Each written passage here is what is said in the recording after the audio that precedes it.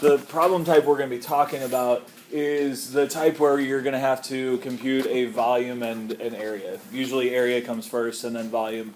And typically the volumes are rotating around an axis, but they could also be a solid where the figure they give you is the base of the solid, and then they tell you what the cross sections look like, and you have to find the cross-sectional area and then find the volume based on that. So we'll look at this one here. So here's the problem. If you just scan through the parts here, first part just says find the area of the region R, which is bounded by an axis and two functions. Second part, it's the base of a solid, so that's the second type. A lot of the volume problems are going to be volumes of revolution, so that's something you'll want to review for these types of problems. It tells us a little bit about the cross sections. And then the last one is actually independent of the region itself, but it's comparing F and G, and we'll look at what that is, but it's going to have to do with tangent lines there. So let's just take it one part at a time here. First part, we want to find the area of R, and so to do that, we actually have two different options. If we don't want to turn this in, basically turn it sideways and integrate with respect to y, what we can do is we can integrate from 0 to 4 and then 4 to 6 and split up this region. And the reason we would do that is because it's bounded. If we look at the Riemann Sum Rectangles, they're bounded on one side by the f of x function, and they're bounded on the other side by the g of x function. So the area is going to be given by the integral from 0 to 4 of f of x, and I'm just going to write that in for now. We'll substitute in what f of x is in a second, plus the integral from 4 to 6 of g of x. And this would be, one of the points here is going to be for the setup, for the integrals. This would be enough for that point. Or you could replace the f of x and g of x with what they actually are. F of x in this case being what? Square root of x, and g of x being 6 minus x. Now we actually have to find that area, so we have to evaluate these antiderivatives and then use the second fundamental theorem to evaluate. So antiderivative of x to the 1/2 would be x to the 3/2 times 2/3, and we're evaluating that from 0 to 4. You definitely want to be able to evaluate x to a half power, so 1/2, 3/2, 5/2, especially when it's a perfect square, and we'll talk about that when we get to it. But then the other part is going to be what? What's the antiderivative of 6 minus x?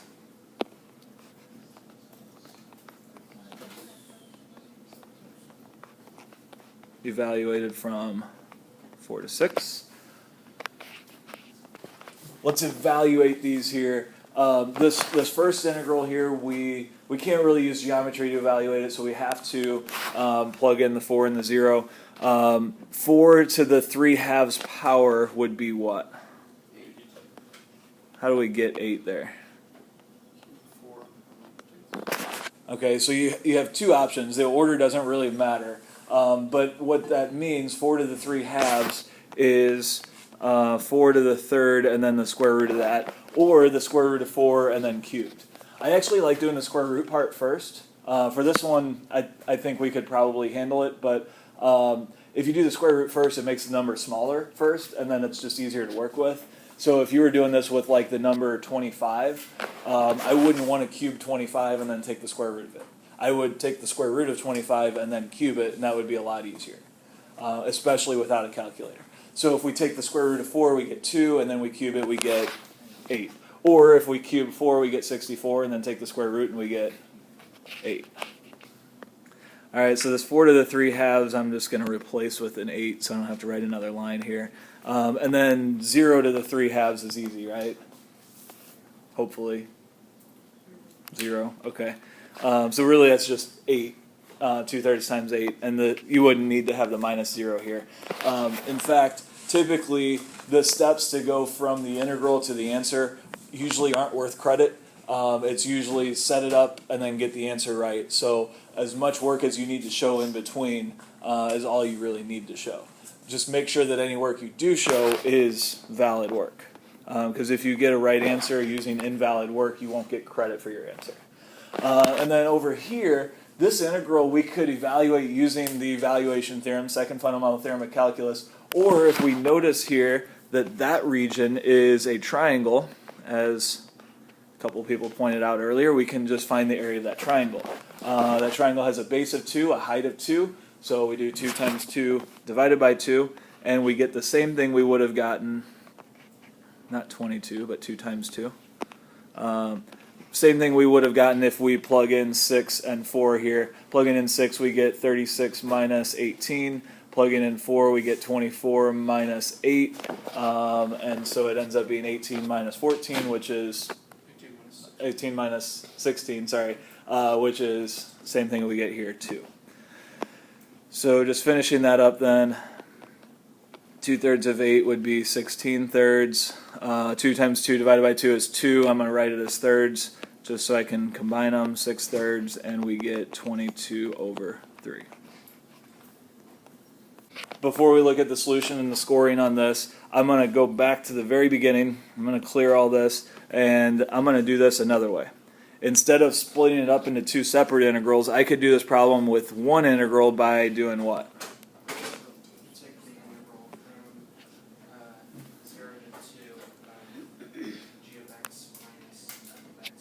Yes, but not g of x and f of x, but the inverses of those, right?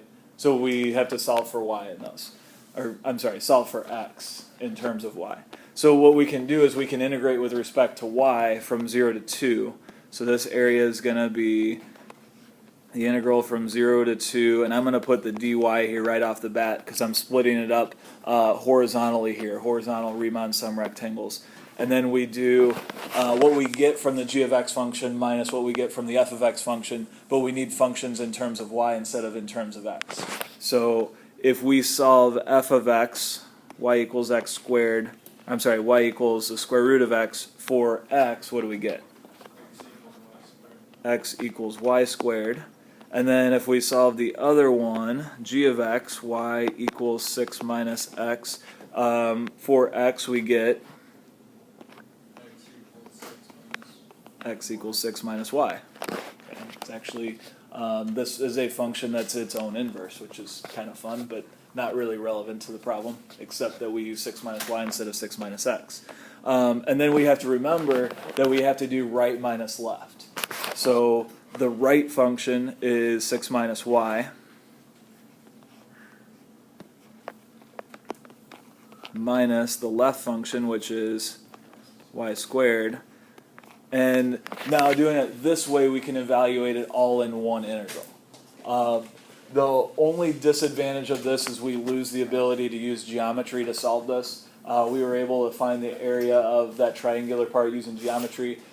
This way, that triangular part is built into the region that's represented by this integral, but we still end up with the same answer. I'm not going to go through the evaluation of this, but you would take the antiderivative, evaluate it at 2, evaluate it at 0. And it wouldn't be too bad. It should go pretty quickly. So if we look at the solutions here, you get 1 point for setting up the integral, 1 point for the antiderivative. So actually that was worth a point for finding the antiderivative, and then 1 point for the answer. Notice that they actually used the area formula in their solution here. So they set it up as the integral from 0 to 4, and then just adding on the area here. Okay, so you didn't actually have to have the integral for that second part. You would have gotten full credit if you set it up the other way and still got the same answer with respect to y instead of with respect to x. We start making slides. All right, part B looks a little more complicated. It's actually going to be not so bad, I think. So the region R is a base of a solid. For each y between 0 and 2, the cross-section of the solid perpendicular to the y-axis. I'm going to mark that right now. So we're perpendicular to the y-axis. We're splitting it up this way. So for each y value, where are we at here? It's a rectangle whose base lies in R and whose height is 2y. All right, and we need to find the area of this thing. So it's going to be a rectangle. If you imagine that rectangle coming out of the screen here, it's going to be a rectangle coming up out of the screen. So any cross section, we slice it up horizontally, and then the rectangle is going to be coming out of the screen. We know the height is 2 times y. So when y is 0, it's actually going to have no height. And then when y is 2, it's going to have a height of 4. So you can kind of imagine this as a wedge with the corner of the wedge being at the x-axis and then going up to a height of 4 at y equals 2. So to find this volume, we first need to find the cross-sectional area. So if I take one slice for any particular y value, if I take this slice, I want to know the area of that rectangle that's coming out of the page at us. All right, so I want to know the area of that rectangle. So to find the area of that rectangle, I'm going to call this right here, I'm going to call it S for side. And the area then is going to be, the area of that cross section is going to be S times 2y. Now, I'm going to be integrating this with respect to what? I'm going to be integrating with respect to y. So I want this area formula here to be in terms of y. So I'm going to indicate that by saying a of y, which means that I need to replace this s with something in terms of y. We actually did most of the work for that in the last problem, the second way we did it. When we solved each of those f of x and g of x for x and wrote them in terms of y, we got x equals y squared and x equals 6 minus y. If you do something like this in, say, part A, and then you have to move down to part B and use the same work, you don't have to put it again. All right? It might be a good idea to say done in part A. So you would want to indicate that you already did that work, but it was somewhere else, so the grader knows to look for it somewhere else. But you don't have to repeat work in different parts of the problem if you're using the same work. So what we end up with here for S is going to be, in terms of y, it's going to be what? 6 minus y squared. And so the area, cross-sectional area in terms of y for any slice is going to be that S, so 6 minus y squared times 2y. All right, so that's a cross-sectional area. Problem says write but do not evaluate. We won't have to evaluate this integral, but we want to write the integral that's going to give the volume of the solid that we're talking about. So we'll say v equals, just like always, we want to make sure we don't write expressions without saying what those expressions mean. So we're going to write v to indicate that we're finding a volume here. The integral from 0 to 2 of this right here, right? So all we have to do is a of y from 0 to 2. So we just take each cross-sectional area and we integrate those. And so it's going to be, I'm going to put the 2y out front just so it looks a little prettier. 6 minus y minus y squared with respect to y. And that's it. That's all we have to do. Now, any equivalent expression is going to get you full credit. So if you multiply this out, you distribute that 2y, you'll get full credit as long as you do it correctly. If you have a of y written here, and then you put a of y in your integral here, then you have shown complete work showing that you know that you're going to replace whatever a of y is with this, so you wouldn't have to rewrite this. In your integrand here, you could just put a of y if you wanted to, because we have indicated earlier in the problem what a of y is. All right, so let's look at how this one was graded. 3 points, 1 for the integrand. Now notice that there's 2 points, 2 for the integrand.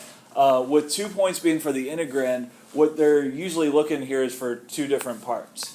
So they're probably looking for using the area of a rectangle and then getting the area right. So when a part is worth 2 points, they don't usually designate specifically this for this point when they do that. So you could maybe make a minor error and still get one of the 2 points. And then if you make a big mistake or several small mistakes, probably more than one small mistake, you would lose both of those points. So finding the integrand is going to be this part right here, and then the answer, which is the integral, includes the volume part. You want to be sure you indicate what you're finding, and then the integral from 0 to 2 with respect to y. You would need the differential here because you need to indicate that you're integrating with respect to y instead of what we usually do. When I say usually, it's what we started with respect to x. So all of that would be necessary for that one. All right, part C. There's a point P on the graph of f at which the line tangent to the graph of f is perpendicular to the graph of G. Find the coordinates of P. So one thing about G is it's a straight line, right? So we can find the slope of a line perpendicular to G, which if I just draw a picture of it, it's going to look something like this. So there's a perpendicular line, right? And I think you guys are already thinking what the slope of that line is. We'll want to be sure we indicate that in our work. But what this is saying is I should be able to move this line somewhere so that the tangent line to f of x is going to be perpendicular to g of x. So it looks like it's going to be right around there. I want to find the coordinates of that point right there, that point of tangency. All right, so basically we need to find the slope of g, find the perpendicular to that slope, and then find where on f of x has a slope that is the same as that perpendicular slope. All right, so let's start with the slope of g. So I'm going to indicate this. The slope of g of x is given by the derivative of g of x, but we can use algebra for this because it's a straight line, right? What is the slope of g of x? -1. So for something like this, they wouldn't say you have to find the derivative to find the slope. It's something that we know how to use linear algebra for. When I say linear algebra, the algebra of lines. So then the perpendicular slope, so I'm going to just write this. The slope of the perpendicular line is +1, opposite reciprocal, right? So we get +1. And so I need to figure out when the slope of f of x is equal to +1. So how would I indicate that? How would I set up an equation to solve that? John? So you could take the derivative of f of x and set it equal to perpendicular slope that you want. So set it equal to 1. Yeah. So we're going to find the derivative and then set that equal to 1. So we want to figure out at what x value is this equation true. You may even replace the x with c to find that constant value where the slope of f is equal to 1. And we need to take the derivative of f. We actually did that already, right? We did that in part A. So I'm not going to go through the steps, but we said f prime of x equals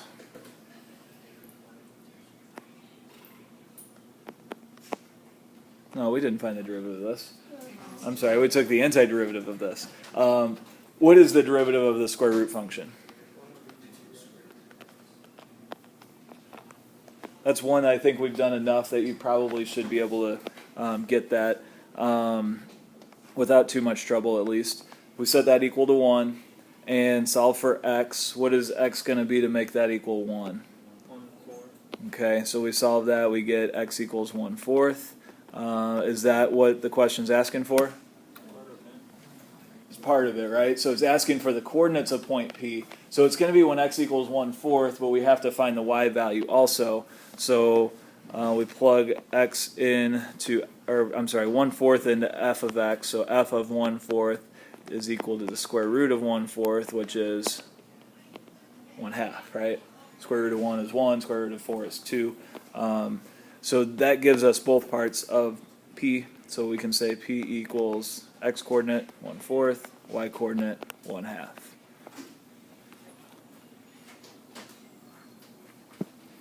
And if we look at the scoring here, 3 points. 1 for finding the derivative, 1 over 2 square root of x, we got that. 1 for writing the equation, saying that the derivative is equal to 1.